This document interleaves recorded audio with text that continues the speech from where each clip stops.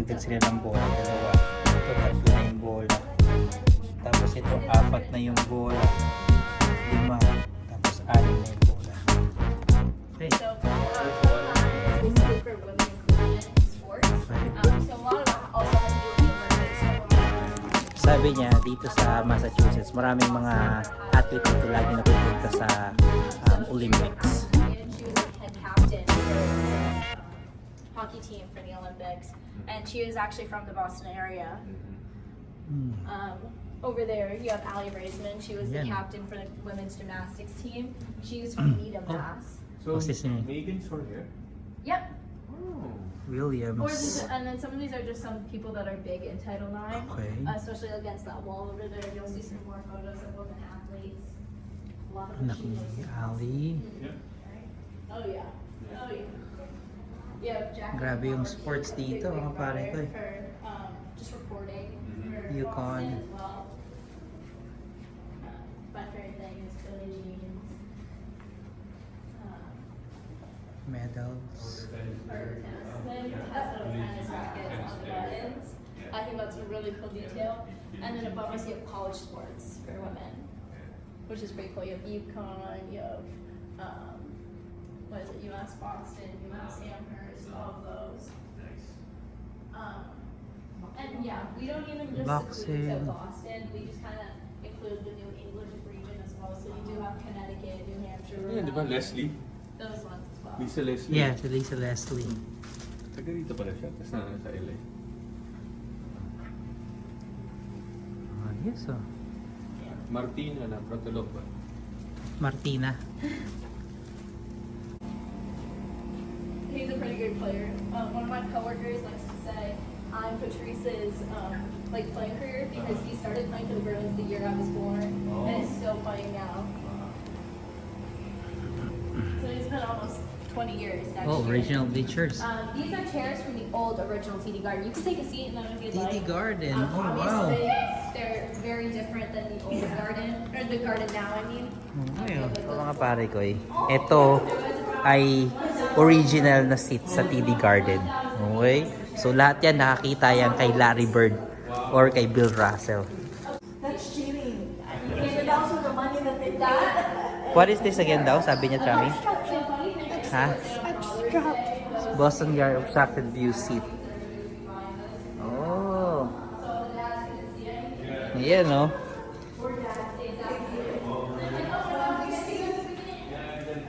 Okay. So, grabe, oh. Grabe, na-preserve nila yung mga pare ko, yo. Haki ulit. Malaki kasi ang haki rito, mga pare ko, eh. Who's that old player? And the bear? That guy. Papa Bear? Papa Bear. Yeah, Schmidt. His last name is Schmidt. He was a player. Also, I think Char's coach. Yeah. These are some Gold more. Guardians. So what's really cool about this one originally? So this is Jerry Cheever's mask. Oh, yung kanina. I have a story about that later, but this is what his mask looked like during games. We have his practice masks in the museum.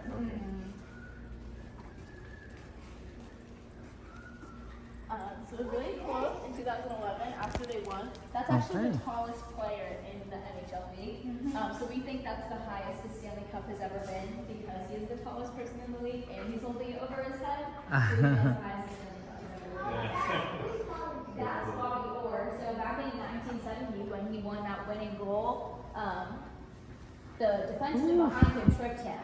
So he went flying through the air. Ito, original yan na penalty box ng hockey. So kung makikita nyo dati mga pare ko, wala silang mga headgear. Tapos wala rin silang masyadong mga protected gear dati. Yan, so raw. So masakit ang sports dati. Ayan, galing oh. Okay, so let's go up here.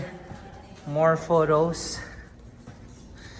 Yeah, he's from Canada, so he was definitely pretty good player. Yep, so this is Let's see. the old garden. As you can see, they couldn't do it all. Ito yung demolition with the bombs or the dynamite and stuff like that. They had to use Portion by here portion. exactly. Grabe oh. And you can kind of see how the green line was above ground. Now only part of the green line is above ground, pretty much around. Okay, Colorado. orange line. That's where like Northeastern, Simmons, the Fenway schools, we like to call them. That's where the green line is still above ground, but it's not, like it's not more station underground, that's pretty much underground. Heineken. Obviously, Boston's known for their beer. Big. Big drinkers over here. Yeah, this is Heineken. I heard from one guy that these are supposed to be tilted like smiles, but I don't think they look like smiles.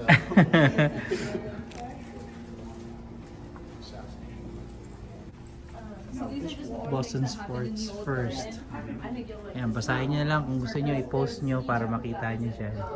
Anyway, grabe oh, mga lumang Yeah, ano. so you have the ski jump, you have the circus, you have the cowgirls from the Okay. rodeo, they had rodeo here. Basically what we know is track and field today, they also did in the original garden. So they Mga have pare like, ko yun. those tracks around so they could run, do jumping, all that stuff. You have, like, Yeah, actually, like.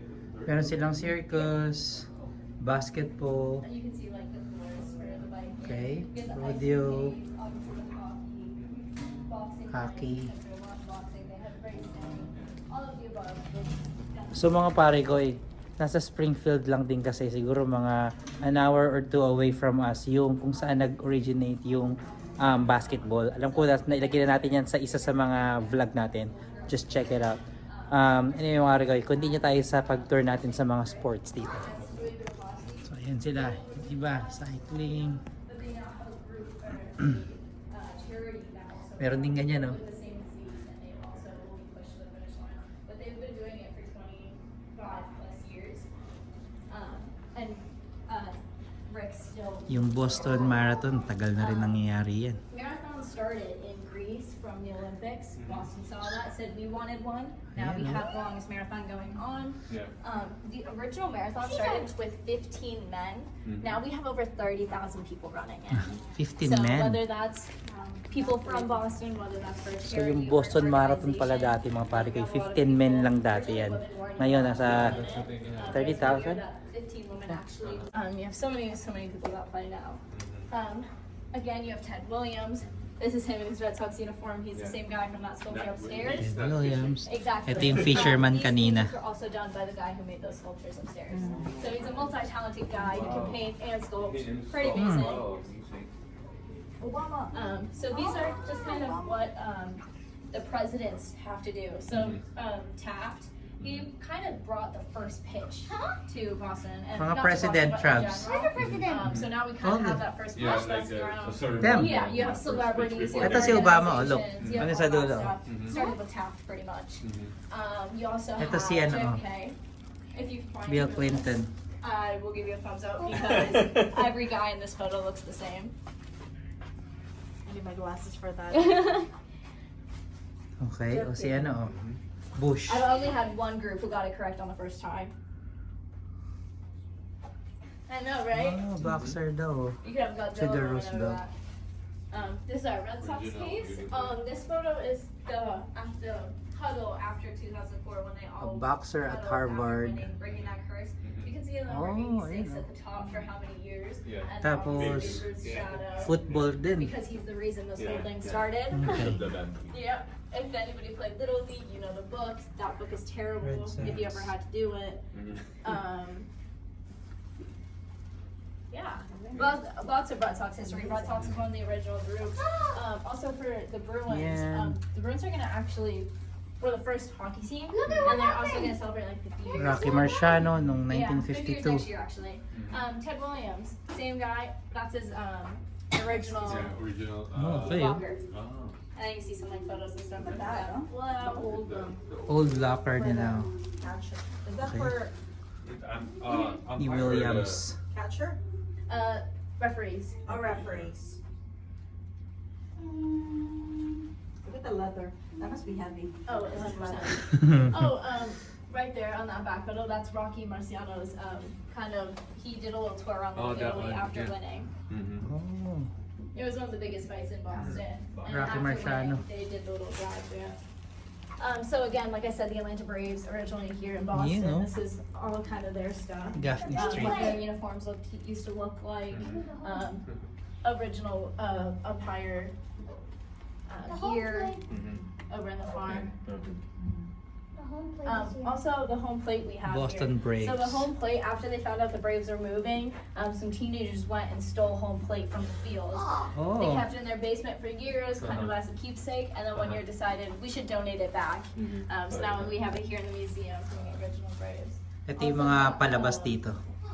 That little Fighter, Braves field used to look like. Spaceman. Yeah, that's that one right there. Rami, This is- do you remember this, Travis? this Game is plan? Braves field. Huh? What Game is- plan ni The Rock. Where? Oh, that? Yeah. These are the movies that I The said movies. that were kind of based off of Boston sports and stuff like that. Or just sports movies. Kaya pag pinanood mo yan, kuya, may connection. May feel mo yun. Strikes out, Celtics. Summer crash, catch. Old. Summer catch. Miracle. Oh, I saw Fever Miracle. The pitch. hockey. Fever pitch. The Game Plan's my favorite movie. Ito yung isa sa original ano daw, home plate from the Braves nung nandito pa sila. Yung iba daw, may mga nagnakaw daw. So good. Everybody. Tinago nila sa mga basement I nila. kid you not. Ayan. Tapos they decided to donate it again dito. Over here, you just have some college sports stuff. Okay. You have Manute Bowles warm up. Manute Bol. Yeah, pretty Manute great Bol. Oh, si basketball Bo- player. oh. He stood at 7 First feet 7 football. inches. So The first obviously, football. yeah, The first I think football? that's one of the first That's it. footballs. Oh wow. What's really cool about that is it kind of looks like a basketball with Yeah. laces. But unfortunately, one year during football season, 19 people died from that football. 19 people So died? Theodore Roosevelt actually It's was like a like, weapon. but he was like either get rid of it or change it. So that's when this ball kind of came along. Oh, okay. So nung ginamit ito na first Because they game, were so heavy. Yeah, so heavy. 19 people died. Internal injury with that. Exactly. Okay. That's why Tapos yeah, pinalitan people nila na to. passed away. But now we have that football, and we have the football we have. Obviously, for college sports, you have Okay, si again Manut the Bolo. bean Bean pot pot. here. Yeah. Ayan siya. oh. Yeah. Which is really nice that the players also let us take some of these things as well, or just don't. Tatay ni ano, ni Bolbol. There's Harry right there from Harry Gannis. Behind you, you have one of the first women basketball teams. Look, They all usually had to make their own uniforms, and it was Ninyo. obviously definitely hard to play in like skirts. Long skirt. Pretty much. First And they were basketball, kinda women told- basketball. team. Women basketball yan? So their Awesome. outfits Lupit, kind of naka- like pioneers. Yeah. They were Kapalda pa. like Naka-skirt. pioneers, and that's why they're kind of making Oh, those faces. first basketball It's team just, daw mga parekoy. Yeah. That did the shit. Yeah. So the birthplace of women's Oh, but then college basketball was if they're wearing long skirts like that play, then they must be very good. Oh yeah. Yeah. Oh yeah. The obstacles like Yeah. This one is gonna be changed. This was Okay. originally our I believe mga parekoy, kung nakapalda ka, siguro wala pang in-between yung ano, yung ipapasok mo yung bola mo sa in-between ng legs mo. Baka straight up dribble lang talaga. Okay. Anyway, mukhang inaayos pa nila to. oh. This is Henley Albright. She was a figure skater. Okay, She naman actually tayo. grew up with polio. And decided to go to Harvard, stop skating, and now is fighting for polio. She went into a doctorate degree. And then you also have Nancy Kerrigan. Yeah, After Nancy her Kerrigan. knees were bashed. Yeah. She's actually from Boston as well, or the Boston area. So this is her little outfit and her skates. Nancy. Nancy Carey. Kerrigan. I remember that. You have Joanne Benoit. She also runs the Boston Marathon as well, but also was in the Olympics. She won gold in the 1984 Olympics. Wow. Wheaties. But also, Oh, in LA. she Which also was- has which her was photo. Bruce Jenner. Exactly. Yeah, won the thing. Is this a real bear? You have Boston Pride. It is. Okay. This one's pretty important. You have the Special Olympics that happens once a year, every year. That's the one that everybody pretty much looks Kuya, forward to. kaya pala It's yung- always a big community Kaya pala yung builder, hoodie. and everybody usually has so Kasi much ganyan fun talaga with ang those. gamit nilang hoodie. Did you bitch? No, I think I'm not 100% sure where they got it. I think what happened was the team bought it for the head coach because this bear used to sit outside the head coach's office, and the guys would pass by it and tap That's his a head token of for their good luck. appreciation. Yeah. You can kind of see his ears a little lopsided because it fell off because his head was touched so many times. Oh.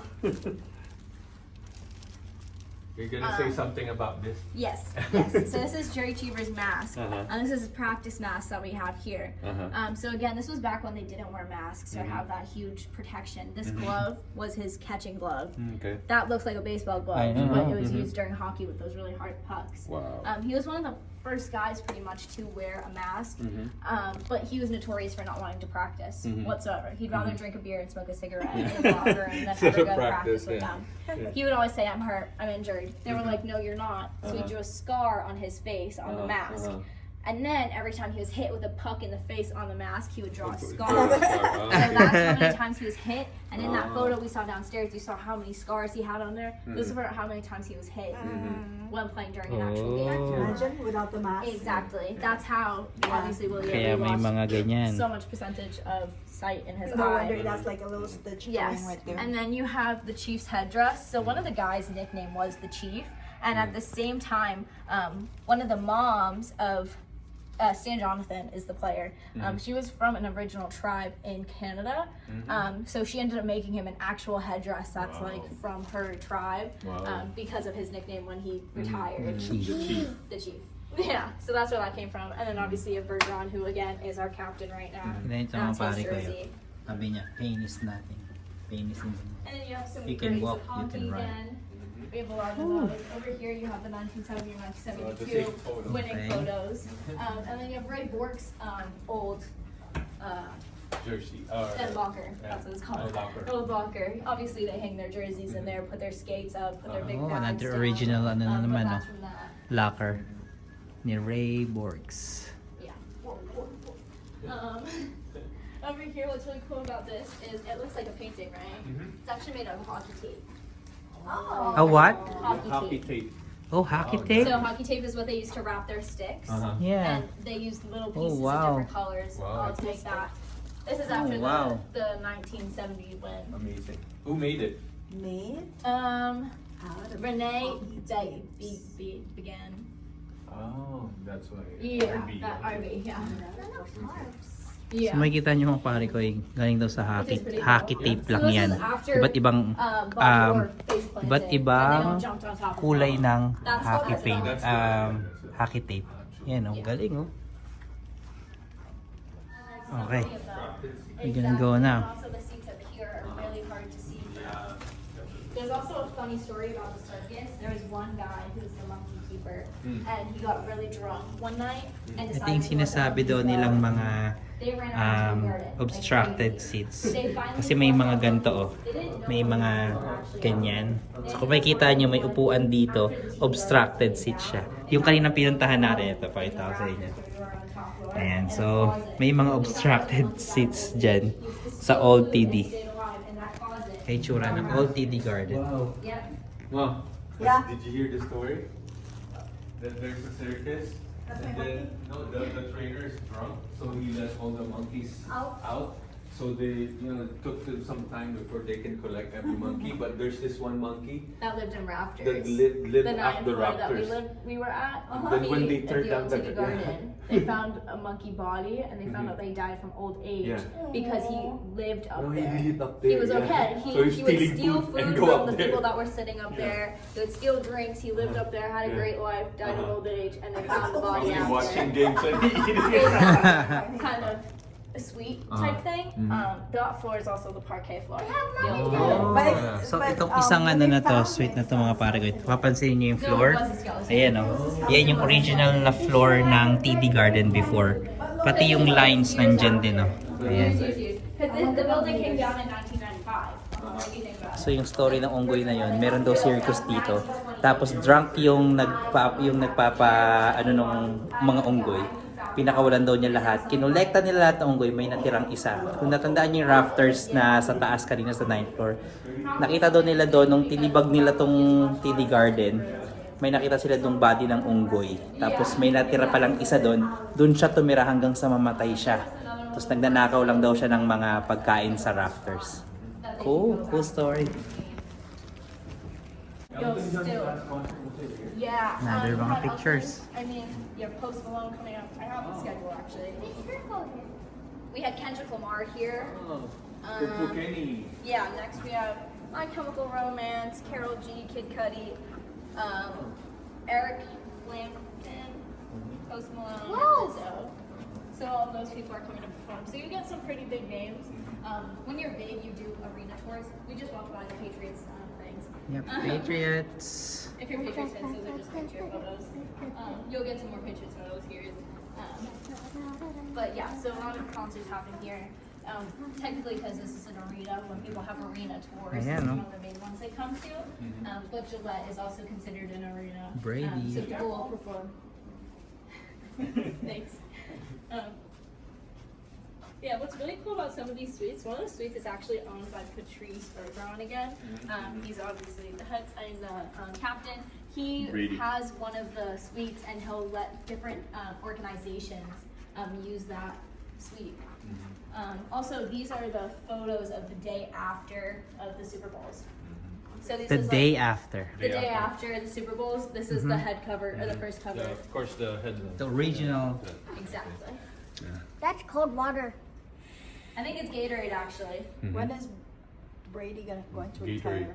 Is he retiring soon? Oh god, he keeps tricking us and keeps saying saying I'm he's retiring, retiring, and he's he not would retire, retiring, and then but he's yeah. retiring again. So mga pare He's ko, not I think retiring. umikot lang tayo eh. Because he's old, he's already in his 40s. He is old. That's really But good. he did have a peak Oh, until tapos na like tayo. 2004. Ito na. And honestly, I think yun na yung whole na ikot natin dito sa TD Garden. I hope you guys enjoy it. And kung nagustuhan nyo, huwag nyo kalimutan mag-like, mag-comment, and syempre mag-subscribe. Kita-kits tayo next time mga pare ko. Dito na matatapos ang museum tour natin dito sa TD